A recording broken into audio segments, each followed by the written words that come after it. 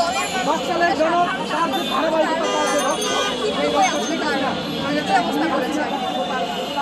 জুলাই আন্দোলনকে ঘিরে সেদিকে কালো শক্তি এবং রাজাকার এই বিষয়টাকে পদক্ষেপ নিচ্ছে, এটাকে কীভাবে দেখছেন?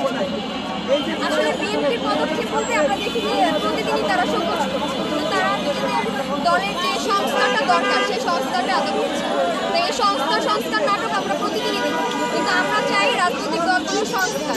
আমরা চাই এই দেশে আওয়ামী লীগের বিচার এবং দেশকে সুন্দরভাবে সংস্কার করে নির্বাচন আমরাও নির্বাচন চাই। কিন্তু আপনারা দেখবেন যে ওনারা টকশোতে বা মিডিয়াতে খালি নির্বাচন এই শব্দটা উচ্চারণ করে, কিন্তু নিজেদের দলের ভিতরে যে সংস্কার, এই যে জুলাই যোদ্ধাদের যে রাজাকার বললো, এরপরেও কি আপনার মনে হয় যে এই দেশ সংস্কার হয়েছে?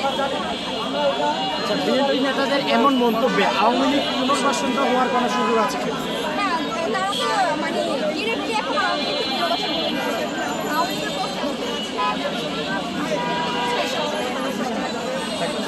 আপু